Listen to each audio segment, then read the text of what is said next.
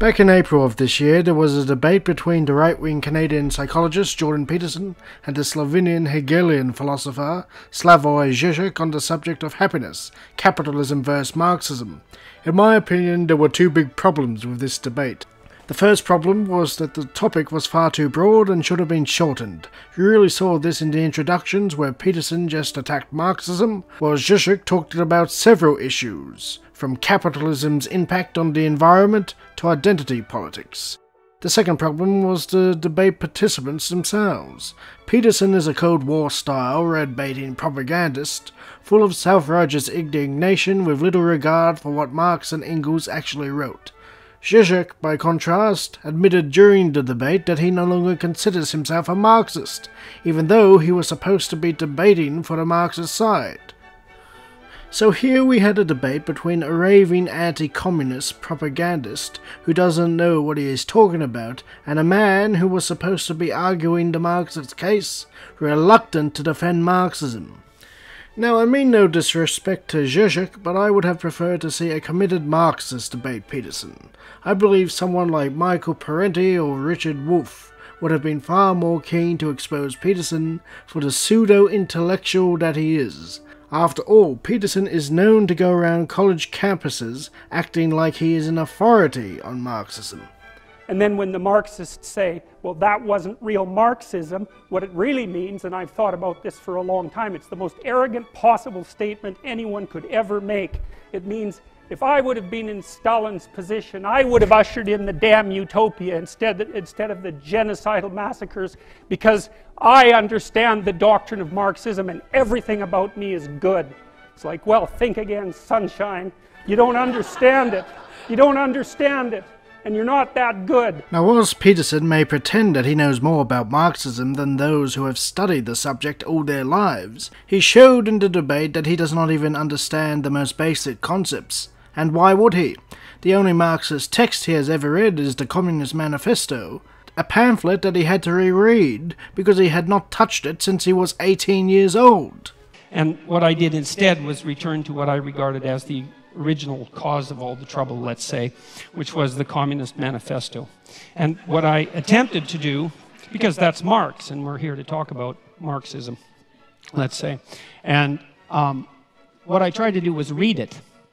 And to read something, you don't just follow the words and follow the meaning, but you take apart the sentences and you ask yourself, at this level of phrase and at the level of sentence and at the level of paragraph, is this true? Are there counter-arguments that can be put forward that are credible? Is this solid thinking? And I have to tell you, and I'm not trying to be flippant here, that I have rarely read a tract. Now, I read it when I was 18. It was a long time ago, right? That's 40 years ago. But I've rarely read a tract that made as many errors per sentence, conceptual errors per sentence, as the Communist Manifesto. It was quite a miraculous reread. Now, the Manifesto, a small pamphlet published in 1848, may be one of the earliest Marxist texts, but it certainly is not the most important and should never be regarded as such. Friedrich Engels, one of the Manifesto's co-authors, wrote in 1872 that whilst the principles expressed in the Manifesto were still sound, the events that occurred after the Manifesto was published had made some of the points obsolete. To quote Engels directly, "In view of the gigantic strides of modern industry since 1848, and of the accompanying improved and extended organization of the working class, in view of the practical experience gained, first in the February Revolution and then still more in the Paris Commune, where the proletariat for the first time held political power for 2 whole months, this program has in some details been antiquated." So even though it remains a valuable historical document, it certainly isn't the eternal Bible of Marxism. Now, the sad thing is that Peterson not only ignores far more significant Marxist texts, such as Marx's Capital and Engels's Anti-Düring, but doesn't seem to even understand what is written in the Communist Manifesto. So, here's proposition number 1. History is to be viewed primarily as an economic class struggle. All right, so let's think about that for a minute. First, of all, the proposition there is that history is primarily to be viewed through an economic lens, and I think that's a debatable proposition because there are many other motivations that drive human beings than economics, and those have to be taken into account, especially that drive people other than economic competition, like economic cooperation, for example, and so that's a problem. So Peterson thinks viewing history primarily through an economic lens is debatable. A very bizarre claim to make. The economic mode of production we live under basically determines how we survive. It determines how we get our food, water, shelter, and other material needs that are essential to human existence. And of course, one of the key things that decides your standard of living is your class, which is determined by your relationship to the means of production. Now, when the mode of production changes, so does the whole structure of society. In the Manifesto, Marx and Engels explain how the establishment of colonies and the rise of international trade led to the bourgeois, who were once mere merchants and traders in old medieval towns, becoming the dominant economic class, destroying the feudal system that had become obsolete. To quote the Manifesto, "The discovery of America, the founding of the Cape, opened up fresh ground for the rising bourgeois. The East Indian and Chinese markets, the colonization of America, trade with the colonies, the increase in the means of exchange, and in commodities generally, gave to commerce, to navigation, to industry, an impulse never before known, and thereby to the revolutionary element in the tottering feudal society, a rapid development." So there's accuracy in the accusation that that is a eternal form of motivation for struggle, but it's an underestimation of the seriousness of the problem because it attributes it to the structure of human societies rather than the deeper reality of the existence of hierarchical structures per se, which, as they also characterize the animal kingdom to a large degree, are clearly not only human constructions. And the idea that there's hierarchical competition among human beings, there's evidence for that that goes back at least to the Paleolithic times. Here, Peterson is simply using a straw man argument. Marx and Engels never attributed the mental and physical differences between individuals to the mode of production. They were simply talking about how the economic mode of production determines the structure of society. The claim that communists don't believe that there are physical and mental differences between individuals, what Peterson is talking about, is a typical right-wing distortion. In the critique of the Gotha program, Marx states, "But one man is superior to another physically or mentally, and supplies more labour in the same time, or can labour for a longer time, and labour, to serve as a measure, must be defined by its duration or intensity. Otherwise, it ceases to be a standard of measurement." That's the next problem. It's that, well, this ancient problem of hierarchical structure is clearly not attributable to capitalism because it existed long in human history before capitalism existed. In Peterson's first proposition, he paraphrased the famous opening line of the first chapter of the Manifesto, which states, "The history of all hitherto existing society is the history of class struggles." Now, if Peterson was confused by that opening line, he should have just read the very next paragraph, where Marx and Engels go into more detail. Freeman and slave, patrician and plebeian, lord and serf, guildmaster and journeyman, in a word, oppressor and oppressed, stood in constant opposition to one another, carried on an uninterrupted, now hidden, now open fight, a fight that each time ended either in a revolutionary reconstitution of society at large or in the common ruin of the contending classes. It should be noted that Marx and Engels were referring to written history, not the hunter-gatherer period that came before, which was largely classless and communal. Still, it is clear that Marx and Engels never argued that class conflict was only attributable to capitalism. Are far more reasons that human beings struggle than their economic class struggle, even if you build the hierarchical idea into that, which is a more comprehensive way of thinking about it. Human beings struggle with themselves, with the malevolence that's inside themselves, with the evil that they're capable of doing, with the spiritual and psychological warfare that goes on within them. And we're also actually always at odds with nature. And this never seems to show up in Marx. And it doesn't show up in Marxism in general. It's as if nature doesn't exist. The primary conflict, as far as I'm concerned, or a primary conflict that human beings engage in, is the struggle for life in a cruel and harsh natural world. And it's as if that doesn't exist in the Marxist domain. If human beings have a problem, it's because there's a class struggle that's essentially economic. It's like, no, human beings have problems because we come into life starving and lonesome. This is a classic case of projection. Remember at the start of the debate, Peterson criticized Marx for viewing history through an economic lens. Yes, he downplayed the fact that the mode of production determines how we secure our food, water, shelter, and other vital necessities that we need to survive as a species. He then has the gall to claim that Marx is the one downplaying humanity's struggle to survive in a harsh and cruel natural world.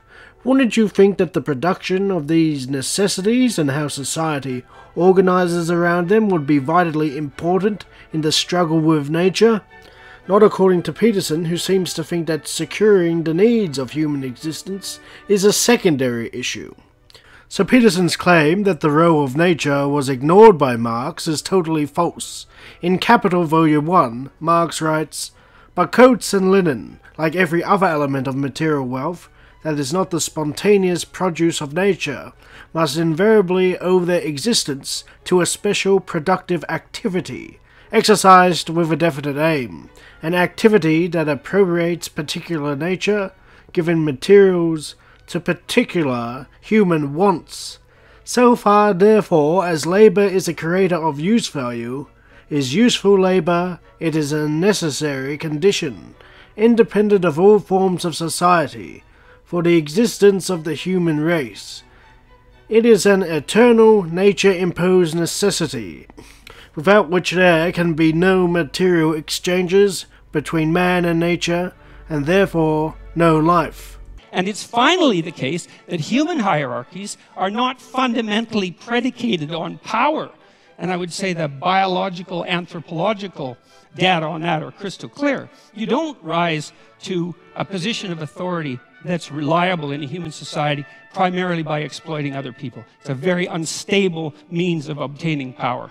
So that's a problem. The fact that Peterson thinks this is the case shows how twisted his worldview is. Has he not heard of the Roman Empire, which was built on the back of slaves, the European colonial empires that exploited the people of Africa and Asia, and other such examples? Just look at the modern capitalist economic system. The more the capitalists exploit, the more money they make. Okay, now another problem that comes up right away is that Marx also assumes that you can think about history as a binary class struggle with clear divisions between, say, the proletariat and the bourgeoisie. This is simply incorrect. In the Communist Manifesto, Marx and Engels talk about how the lower middle class, the petty bourgeois, the self-employed artisan, the shopkeeper, must fight against the bourgeois, the owners of the means of production, in order to keep their status and not fall into the ranks of the proletariat. The ultimate point, however, appears to be that the major struggle is between the industrial bourgeois and the proletariat, which make up the vast majority of the population. Bad in this way, and this is a real sleight of hand that Marx pulls off, is you have a binary class division, proletariat and bourgeoisie, and you have an implicit idea that all of the good is on the side of the proletariat and all of the evil is on the side of the bourgeoisie. And that's classic group identity thinking. You know, it's one of the reasons I don't like identity politics, is because once you divide people into groups and pit them against one another, it's very easy to assume that all the evil in the world can be attributed to one group, the hypothetical oppressors, and all the good to the other. And that, well, and that's naive. That's naive beyond comprehension, because it's absolutely foolish to make the presumption that you can identify someone's moral worth with their economic standing. Again, this is incorrect. In Capital Volume 1, Marx states, Hence capital is reckless of the health or length of life of the labourer, unless under compulsion from society. To the outcry as to the physical and mental degradation, the premature death, the torture of overwork, it answers, ought these to trouble us since they increase our profits? But looking at things as a whole, all this does not, indeed, depend on the good or ill will of the individual capitalist.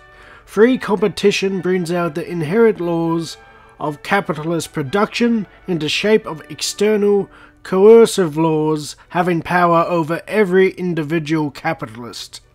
So according to Marx, the goodwill or ill will of the capitalist is irrelevant, because they are bound by the coercive laws of competition which forces them to engage in exploitable practices in order to stay in business. Now, if they do not compete, their companies would simply go bankrupt and they would be forced to join the ranks of the proletariat. So these capitalists are not exploiting people because they enjoy seeing workers suffer, they are simply acting in their own self-interest. Anyways, the problem with that, you see, is that because all the evil isn't divided so easily up into oppressor and oppressed, that when you do establish a dictator of the proletariat, to the degree that you can do that, which you actually can't because it's technically impossible and an absurd thing to consider to begin with, not least because of the problem of centralization, and you have to hypothesize that you can take away all the property of the capitalists, you can replace the capitalist class with a minority of proletariats. How they're going to be chosen isn't exactly clear in the Communist Manifesto, that none of the people who are from the proletariat class are going to be corrupted by that sudden access to power because they're, well, by definition, good. So according to Peterson, the dictatorship of the proletariat simply involves handing the property of individual capitalists to individual proletarians. If that was the case, then it would still be capitalism because private property is simply being transferred from one individual capitalist to another. In the Communist Manifesto, Marx and Engels describe in very brief terms how the dictatorship of the proletariat will work. The proletariat will use its political supremacy to wrest by degree all capital from the bourgeois to centralize all instruments of production in the hands of the state, i.e., of the proletariat organized as the ruling class, and to increase the total productive forces as rapidly as possible. In 1871, Marx uses the example of the Paris Commune, where the proletariat held political power for 2 whole months, as an example of the dictatorship of the proletariat in action. In the Civil War in France, Marx writes, "The Commune was formed of the municipal councillors chosen by universal suffrage in the various wards of the town, responsible and revocable at short terms. The majority of its members were naturally working men or acknowledged representatives of the working class. The Commune was to be a working, not a parliamentary body, executive and legislative at the same time. Instead of continuing to be the agent of the central government, the police was at once stripped of its political attributes and turned into the responsible and at all times revocable agent of the Commune." In the same text, Marx compares this truly democratic system to bourgeois democracy. Instead of deciding once in 3 or 6 years which member of the ruling class was to misrepresent the people in Parliament, universal suffrage was to serve the people, constituted in communes as individual suffrage serves other employers in the search for the workmen and managers in his business. So according to Marx, the first dictatorship of the proletariat in history was based on the principles of universal suffrage and representative democracy. Furthermore, those elected to leadership positions were to be paid a workman's wage and were subject to recall from their electors, minimizing the risk of corruption and abuse of power. So this system is not only far more democratic than liberal democracies, where the rich and powerful have a far greater say than the vast majority of the population, but is also far less prone to corruption because personal enrichment through political power is no longer a possibility. So So then you have the good people who are running the world, and you also have them centralized so that they can make decisions that are insanely complicated to make, in fact, impossibly complicated to make. This appears to be a reference to the so-called economic calculation problem, which is a favourite talking point among Austrian economists. It is basically a belief that economic planning is impossible because the planners would lack the economic information to allocate goods effectively. However, the modern computer has made it more than possible to gather the information needed in order to make socialist economic planning a possibility. See the work of Paul Cockshott and Stafford Beer for more information. Still, even before the age of the computer, the Soviet Union, after 1928 when planning was introduced, became an industrial power. Despite being ravaged by famine and civil war, the Soviet Union, by the year 1940, had largely overtaken the UK when it came to industrial production. Now, I'm not saying that the USSR was the perfect example of the dictatorship of the proletariat, as envisioned by Marx and Engels, but it certainly showed what could be done by a system of collective ownership combined with a common plan based on production for need, rather than a private enterprise market economy based on production for profit. Your labor value is zero, but if you're running a business and it's a successful business, first of all, you're a bloody fool to exploit your workers, because even if you're greedy as sin, because you're not going to extract the maximum amount of labor out of them by doing that. Then why do Western companies prefer to manufacture things in poorer countries rather than their own? Because they can get away with paying their workers a lot less, which means bigger profits. Like I said before, the more they exploit, the more money they are likely to make. Peterson then goes on to ask, it's like, well, what's wrong with profit exactly? What's the problem with profit? Well, the idea from the Marxist perspective was that profit was theft. But profit, well, can be theft because crooked people can run companies, and so sometimes profit is theft, but that certainly doesn't mean that it's always theft. Well, profit is the result of the capitalist stealing the value produced by workers. For example, say if a capitalist owns a shoe factory, it costs $25 for the base costs, such as the raw materials and the use of the machinery. A worker then comes in and manufactures the pair of shoes. The capitalist pays the worker $30 and sells the pair of shoes for $80. So from the base costs of $25, the worker has added $55 worth of value, but is only paid $30. That means the capitalist has made $25 profit, stealing the value created by the worker. So to sum things up, Peterson does not understand historical materialism, he does not understand the concept of class struggle, and totally misrepresents Marx's views on hierarchy, the motivation of capitalists, and the dictatorship of the proletariat. He is a right-wing propagandist who appears to have come to his conclusions long before attempting to read Marx, an utter disgrace. As for Zizek, he was a very poor choice to debate Peterson. Just listen to him. So where does communism, just to conclude, where does communism enter here? Why do I still cling to this cursed name, when I know and fully admit the 20th century communist project in all its failure, how it failed giving birth to new forms of murderous terror? So according to Zizek, all the communist revolutionaries did during the 20th century was to create a new form of state terror.